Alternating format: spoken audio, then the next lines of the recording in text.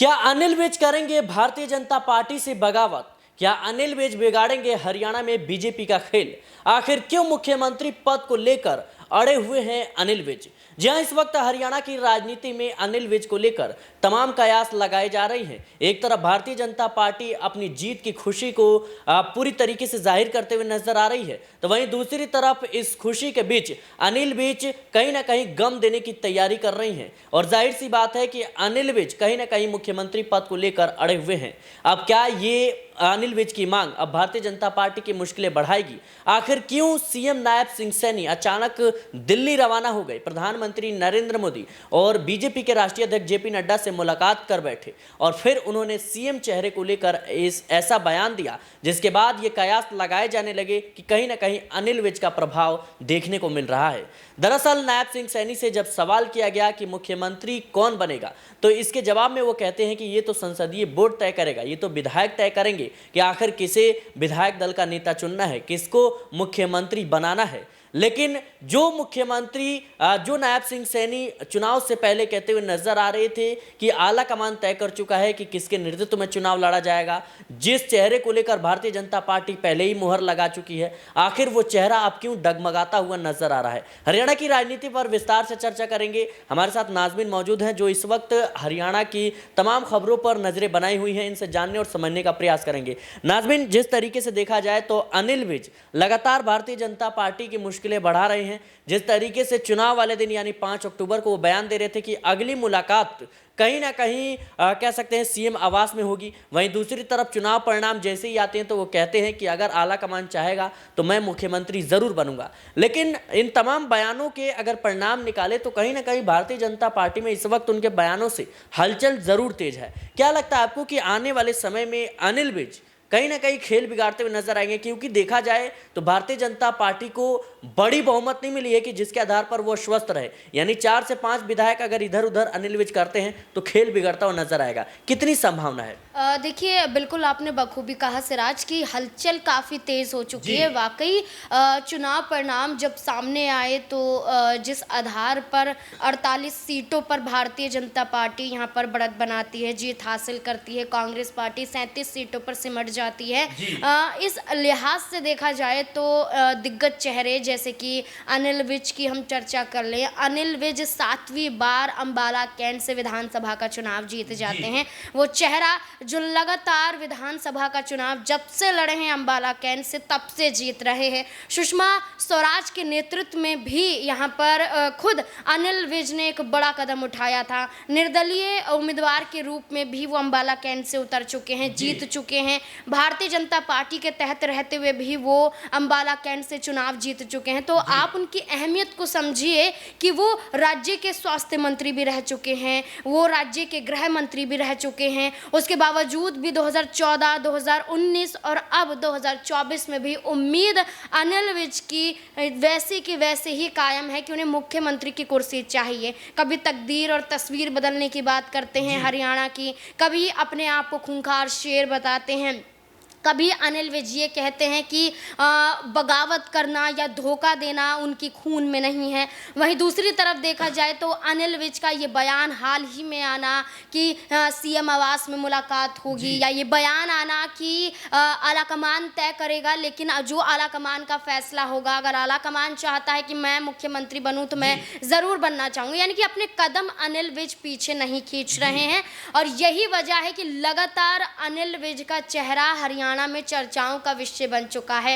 हाल फिलहाल में लगातार अनिल विज के कई इंटरव्यू सामने आ रहे हैं, मीडिया से रूबरू हो रहे हैं, तो उनका एक ही यहाँ पर जवाब होता है, आलाकमान का फैसला। लेकिन नाजमीन, मैं आपको रोकना चाहूंगा। जिस तरीके से देखा जाए तो अनिल विज एक बड़ा चेहरा है इस वक्त हरियाणा कैडर में भारतीय जनता पार्टी के लिए। वहीं देखा जाए तो अनिल विज 6 बार के विधायक है, पहले भी गृह मंत्रालय संभाल चुके हैं राज्य में। उसके बाद से देखा जाए तो कह सकते हैं कि अनिल विज निर्दलीय पहले भी चुनाव जीत चुके हैं, तो कहीं ना कहीं उनका कद है और देखा जाए तो एक वरिष्ठ नेता है, अनुभवी नेता है। क्या लगता है आपको उनके समर्थन में 4-5 विधायक जो है हो सकते हैं या फिर आने वाले समय में वो कांग्रेस को कहीं ना कहीं समर्थन देते हुए नजर आ सकते हैं? देखिए बिल्कुल, आप ये मानिए कि 48 यहाँ पर सीटें वो जीतते हैं और हमेशा से कहा जाता है कि जो विधायक होते हैं वो बहुत अहमियत रखते हैं किसी भी राज्य में। वो सरकार बना सकते हैं, सरकार गिरा सकते हैं।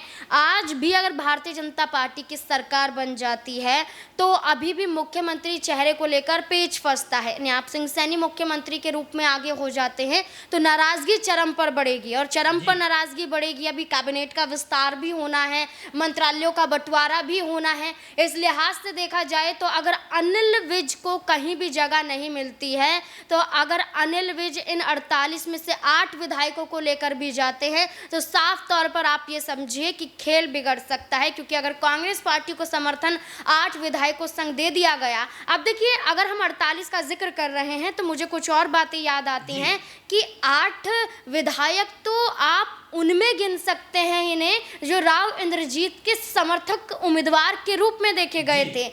दक्षिण हरियाणा की अहिरवाल बेल्ट की अगर हम चर्चा कर लें, चाहे वो पटौदी हो, चाहे वो नारनौल हो, चाहे गुरुग्राम हो, चाहे अटेली हो, चाहे यहाँ पर फरीदाबाद हो, तमाम जो वो विधानसभा सीटें हैं, ये वैसी विधानसभा सीटें हैं जहाँ पर राव इंद्रजीत का हम दबदबा देखते हैं, उनका चेहरा ही काफ़ी है। और यही वजह है कि भारतीय जनता पार्टी ने राव इंद्रजीत को 8 सीटें दी अहिरवाल बेल्ट की। राव इंद्रजीत के समर्थक चुनाव लड़े और सभी के सभी चुनाव जीत जाते हैं, नागल चौधरी को छोड़कर। इसके अलावा देखें तो राव इंद्रजीत इन्हीं अपने 8 समर्थक विधायकों को लेकर जाते हैं तो खेल बिगड़ सकता है, क्योंकि वो भी मुख्यमंत्री पद को लेकर दावा कर रहे हैं। तो परिस्थितियां इस वक्त भारतीय जनता पार्टी की नाजुक बनी हुई है। क्या लगता है आपको कि उन्हीं के नेता अब भारतीय जनता पार्टी का खेल बिगाड़ने पर तुले हुए हैं? देखिए, अगर हम बात करें लोकसभा चुनाव को लेकर तो लोकसभा चुनाव के बीच में 3 निर्दलीय विधायकों ने पार्टी छोड़ दी थी, ये कहते हुए कि बीजेपी सिर्फ अपना फायदा देख रही है। कांग्रेस पार्टी को समर्थन दे देते हैं। पृथला से नैनपाल रावत की बात करें, वो टिकट को लेकर भारतीय जनता पार्टी पर दबाव बनाते हुए नजर आए। यहाँ पर अगर हम हारोपा की बात करें, गोपाल कांडा वो दबाव बनाते हुए नजर आए। भारतीय जनता पार्टी से नाखुश हुए, पार्टी छोड़ देते हैं, गठबंधन तोड़ देते हैं। कई दिग्गज चेहरे, सावित्री जिंदल जैसा चेहरा निर्दलीय चुनाव लड़ता है, वापस बीजेपी के पास आ जाती हैं, लेकिन निर्दलीय चुनाव लड़ती हुई तो नजर आई थी। तो आप देखिए कि ये जो दिग्गज चेहरे हैं, इनके लिए बीजेपी इस वक्त इसलिए जरूरी है कि मुख्यमंत्री कुर्सी पर बैठाते हैं कि नहीं बैठाते हैं। अगर मुख्यमंत्री कुर्सी नहीं दी जाती है तो आप साफ तौर पर देख सकते हैं कि बगावत भी हो सकती है, भारतीय जनता पार्टी की सरकार बनी बनाई गिर भी सकती है, कांग्रेस इसमें बाजी मार सकती है। लेकिन इसमें कांग्रेस पार्टी की एक लापरवाही यहाँ पर नजर आती है कि वो बिना गठबंधन के चुनाव लड़ती हुई नजर आई। इंडिया अलायंस तो कहा गया और इंडिया अलायंस की तरफ से कई पार्टियां गठबंधन के लिए तैयार थी। आम आदमी पार्टी का जिक्र कर लें, वो गठबंधन के लिए तैयार थी, लेकिन कांग्रेस पार्टी ने कदम नहीं बढ़ाया। समाजवादी पार्टी खुद अपने कदम पीछे खींचती हुई नजर आई।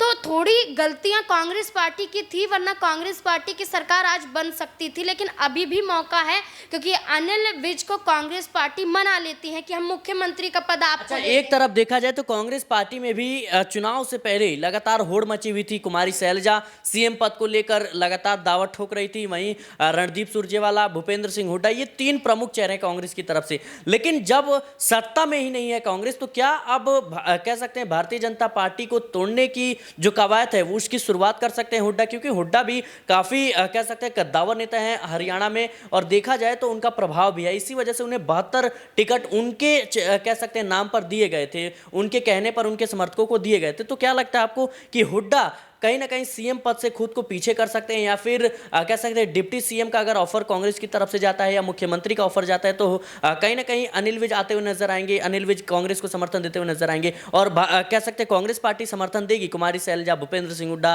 और कह सकते हैं रणदीप सुरजेवाला? देखिए, जब ये कहा जाता है कि एक हाथ में लड्डू है तो उस लड्डू को लेना ही उचित समझा जाता है, यानी कि मौके को लपकने वाला काम है। अगर आपकी सरकार अनिल विज के आने से बन सकती है तो आप मुख्यमंत्री के पद से अपने कदम पीछे खींच सकते हैं। उसमें रणदीप सिंह सुरजेवाला, कुमारी सैलजा, भूपेंद्र सिंह हुड्डा, दीपेंद्र सिंह हुड्डा, इन नामों की चर्चाएं जो मुख्यमंत्री रेस में देखी जा रही थी, वो नाम पीछे खुद ब खुद हटेंगे, यकीनन हटेंगे, क्योंकि हरियाणा में सरकार बनी तो 5 साल उस पार्टी का राज होने वाला है। और यही गलती अभी कांग्रेस पार्टी कर रही है। इसलिए ये कहा जा रहा है कि कांग्रेस पार्टी अगर अभी से सक्रिय हो जाती है और अगर सक्रियता दिखाते हुए ये दावा करती है कि हम अनिल विज को उप मुख्यमंत्री या कोई और पद नहीं बल्कि सीधा मुख्यमंत्री का पद सौंपते हैं या मुख्यमंत्री पद का ऑफर देते हैं, तो खुद अनिल विज की बगावत कांग्रेस पार्टी की सरकार बना सकती है। तो ऐसे में कदम तो जरूर यहाँ पर पीछे खींचा जा सकता है। जी बिल्कुल, हरियाणा की राजनीति में तमाम तरह की हलचलें तेज हैं। एक तरफ